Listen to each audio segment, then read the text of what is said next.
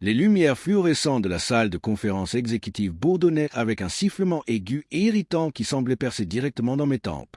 J'étais assis à l'extrémité de la table en acajou poli, les mains soigneusement pliées sur mes genoux, regardant mon patron Marcus Sterling, le PDG de Sterling Dynamics, faire les 100 pas comme un tigre en cage. C'était un homme qui portait son pouvoir comme une arme, son costume sur mesure assez tranchant pour couper du verre, ses cheveux argentés parfaitement coiffés, sa mâchoire serrée dans une expression permanente de mépris arrogant. « Soyons clairs sur quelque chose, Elias » a dit Marcus, s'arrêtant pour me lancer un regard à travers les fenêtres du sol au plafond qui surplombaient la ligne d'horizon de la ville. « Tu n'es pas ici pour négocier. Tu es ici pour écouter. » Je n'ai pas sourcillé. J'ai juste regardé. Il y a 3 mois, j'étais entré dans ce même bureau avec une simple demande. J'avais passé 5 ans en tant que directeur financier de Sterling Dynamics, une entreprise de logiciels de logistique et de chaînes d'approvisionnement de taille moyenne. J'avais transformé leur bilan déficitaire en une entreprise rentable. J'avais sécurisé 3 contrats majeurs qui ont doublé notre chiffre d'affaires. J'avais travaillé 80 heures par semaine, manqué l'anniversaire de ma fille et sacrifié ma santé pour cette entreprise. Tout ce que je demandais était une augmentation modeste de 15% pour aligner mon salaire sur les standards de l'industrie. Marcus avait ri. Il avait vraiment ri. Ensuite, il m'a appelé dans son bureau, m'a dit que j'étais ingrat déloyal et que je manquais de vision pour voir la grande picture. Et puis, avec un sourire qui n'atteignait pas ses yeux froids et morts, il m'a viré. « Tu es licencié. » Avec effet immédiat, avait-il dit, me glissant un paquet de licenciements à travers le bureau. C'était une blague. 2 semaines de paix. Pas d'option sur action. Pas de bonus. Rien. Nous allons dans une direction différente. Une direction qui nécessite du leadership, pas juste du calcul de chiffres. J'avais pris la boîte, quitté le bâtiment et conduit à la maison dans un état de stupeur. Ma femme, Sarah, avait pleuré. Ma fille, Lily, avait demandé pourquoi papa n'allait plus au travail. Je n'avais pas de réponse. Mais c'était il y a 3 mois. Aujourd'hui, je n'étais pas ici pour demander une augmentation. J'étais ici pour récupérer ce qui était à moi. Marcus a arrêté de faire les 100 pas et s'est adossé à la fenêtre, croisant les bras. Tu as exactement 10 minutes pour remettre tes codes d'accès, tes listes de clients et toute information propriétaire que tu as accumulée.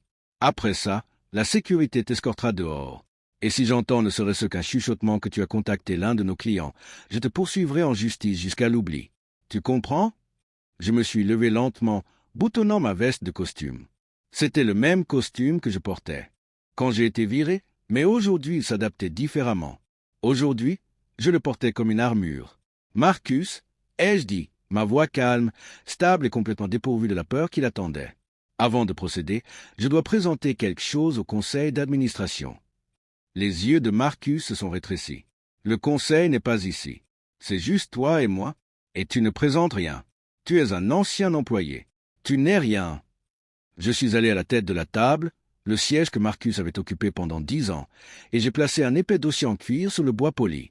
En fait, Marcus, je ne suis pas juste un ancien employé. À partir de 9 heures ce matin, je suis le créancier principal de Sterling Dynamics, et je possède 60% de votre dette. La couleur a drainé du visage de Marcus si vite qu'il ressemblait à une figure de cire. Il s'est poussé de la fenêtre, ses yeux se précipitant vers le dossier. Puis vers moi. De quoi parles-tu? Assieds-toi, Marcus, ai-je dit, ma voix tombant à un registre autoritaire et glacial. Nous avons beaucoup à discuter. Astérisque, astérisque, astérisque. Laissez-moi vous ramener au début. Je m'appelle Elias Thorne. J'ai 42 ans. J'ai un diplôme en comptabilité forensique du MIT et 15 ans d'expérience en finance d'entreprise. Avant de rejoindre Sterling Dynamics, j'ai travaillé comme analyste de dette en détresse pour une grande firme de Wall Street.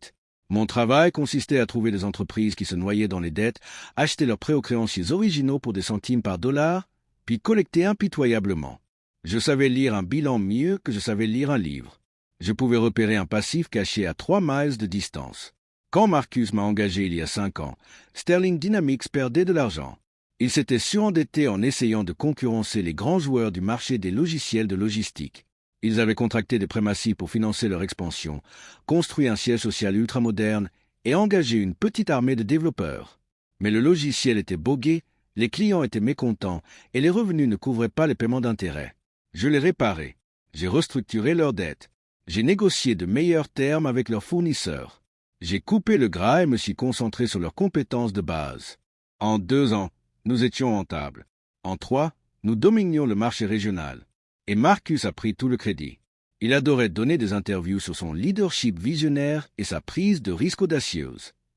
Il n'a jamais mentionné les nuits tardives que je passais à analyser les flux de trésorerie ou les week-ends que je sacrifiais pour conclure des affaires.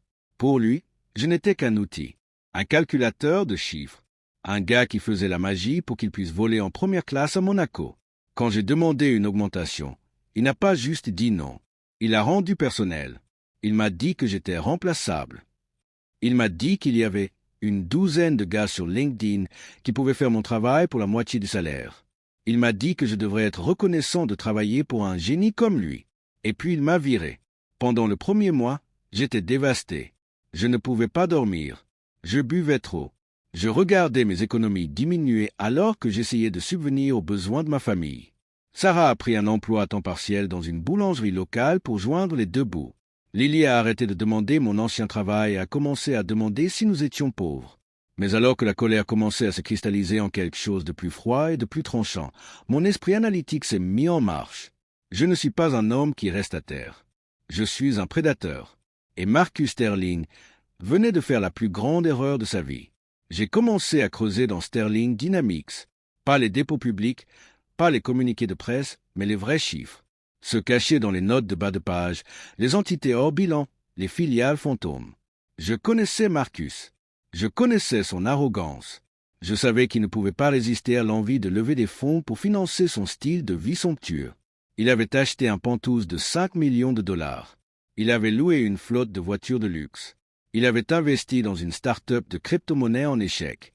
Il brûlait du cash à un rythme non durable. Et je savais exactement où chercher.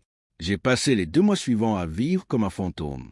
J'ai vendu ma police d'assurance vie. J'ai emprunté contre mon 4 cents un cas. J'ai pris une seconde hypothèque sur ma maison. J'ai rassemblé chaque dollar que j'avais 180 000 dollars au total. Ce n'était pas beaucoup, mais dans le monde des dettes en détresse, tu n'as pas besoin de millions pour faire des millions. Tu as besoin de connaissances. J'ai accédé aux bases de données de privilèges commerciaux. J'ai tiré les dépôts SEC de la société holding mère de Sterling Dynamics. J'ai suivi les grands livres de prêts interbancaires. Je cherchais un fantôme. Et à 2h47 du matin à mardi, je l'ai trouvé. Cela s'appelait Projet. Ika. Sterling Dynamics était assis sur un portfolio de 200 millions de dollars de dettes toxiques. C'était un mélange de prêts immobiliers commerciaux défauts, d'investissements technologiques échoués et d'avances de trésorerie commerciale prédatrices qui avaient mal tourné. Marcus avait essayé de le cacher en le déplaçant dans une société écran offshore aux îles Caïmans, mais les paiements d'intérêt étaient dus et il ne pouvait pas les faire. La dette arrivait à échéance dans 90 jours et Sterling Dynamics n'avait pas le cash pour la couvrir. S'il faisait défaut, les créanciers saisiraient les actifs de l'entreprise. La banque saisirait le siège social. Les clients fuiraient. Sterling Dynamics cesserait d'exister. Marcus était désespéré. Il essayait de vendre le portfolio toxique à un plus grand concurrent, Apex Logistique, pour des centimes par dollar. Mais Apex traînait les pieds, sachant que Marcus était acculé. Ils offraient 10 cents par dollar. 20 millions de dollars pour 200 millions de dollars de dette. J'ai souri. Le reflet des lumières de la ville dans l'écran de mon ordinateur portable ressemblait à de l'or. Je n'avais pas 20 millions de dollars. Mais je n'en avais pas besoin. J'avais mes 180 000 dollars. Et j'avais le carnet d'adresses de vautours de capital investissement que j'avais construit pendant mes jours à Wall Street. J'ai appelé Marcus Vance, aucun lien de parenté avec Marcus Sterling, un gestionnaire de fonds de dette en détresse impitoyable que je connaissais de mon ancienne vie. Je lui ai parlé du projet Icar. Je lui ai dit que l'entreprise était désespérée, que la dette était due dans 90 jours et qu'il était prêt à vendre pour 10 cents par dollar. Mais je lui ai aussi dit que j'avais une meilleure idée. Nous ne l'achetons pas pour 20 millions de dollars, ai-je dit. Nous l'achetons pour 18 millions de dollars. Et nous structurons l'accord pour que nous obtenions des droits de vote au conseil d'administration dans le cadre de l'engagement de dette. Marcus Vance était intéressé. Il a accepté de mettre 17,8 millions de dollars. J'ai mis mes 180 000 dollars. Nous avons formé une LLC aveugle, Vance Thorn Holdings, et avons soumis une offre en cash à la société écran des îles Caïmans. Parce que Sterling Dynamics était si désespéré de cacher la dette de ses actionnaires et d'éviter un effondrement total, ils ont accepté notre offre dans les 48 heures. Sans poser de questions. Ils pensaient faire une bonne affaire. Ils pensaient sauver l'entreprise. Ils avaient tort. Du jour au lendemain, j'ai cessé d'être Elias Thorne, le CFO viré. Je suis devenu le créancier principal de Sterling Dynamics. Je possédais 200 millions de dollars de leurs dettes. Et selon les engagements stricts et contrats de prêt que je venais d'acheter, si l'entreprise ne restructurait pas la dette dans les 30 jours, le créancier avait le droit de saisir les actifs physiques de l'entreprise, de remplacer le conseil d'administration et de nommer un nouveau PDG.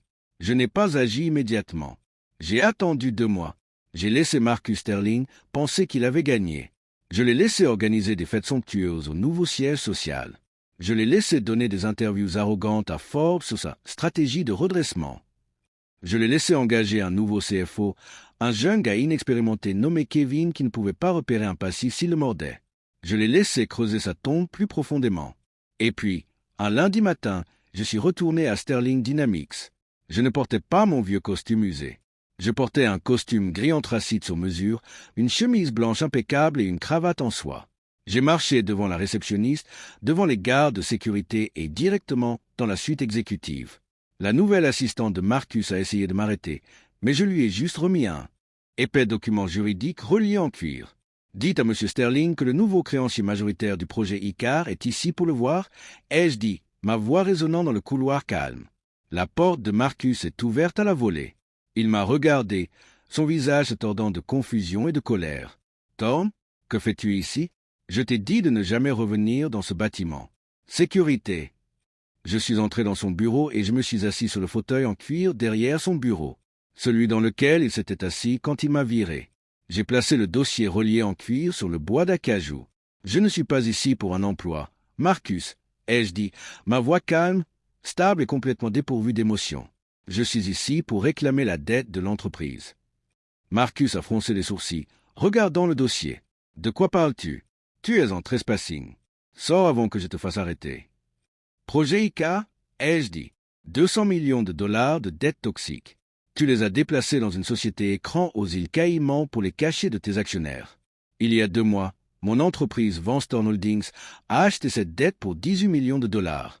Nous sommes maintenant votre créancier principal. La couleur a drainé du visage de Marcus si vite qu'il ressemblait à un fantôme. Il a atteint le dossier, ses mains tremblant violemment. Il a ouvert, ses yeux parcourant les sources juridiques, les confirmations de virement, les cessions de dettes notariées. « C'est impossible », a-t-il bégayé. « Tu es un employé viré. Tu n'as pas 18 millions de dollars. »« J'ai des partenaires ?» ai-je répondu calmement. « Et plus important encore, j'ai le droit légal de faire respecter les engagements. Tu n'as pas réussi à restructurer la dette dans la fenêtre de 30 jours. À partir de 9 heures ce matin, Vanstorn Holdings a initié une prise de contrôle au style de Sterling Dynamics. » Marcus s'est levé, son visage devenant d'un violet marbré et laid. « Tu ne peux pas faire ça. Je suis le PDG. Je possède la majorité des actions avec droit de vote. »« Tu possèdes les actions, ai-je dit, me penchant en avant. Mais je possède la dette. Et selon les termes du contrat de prêt, le créancier a le droit de nommer un nouveau PDG et de remplacer le conseil d'administration en cas de défaut. Ce dans lequel tu es, profondément. » J'ai fait glisser une seule feuille de papier à travers le bureau. « Ceci est une lettre de démission. Ai-je dit, tu vas la signer. Ensuite, tu vas signer le transfert de tes actions avec droit de vote à moi dans le cadre de l'accord de restructuration de dette.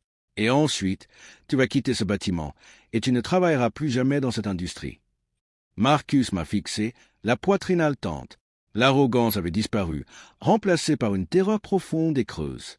Il a regardé les documents, puis moi.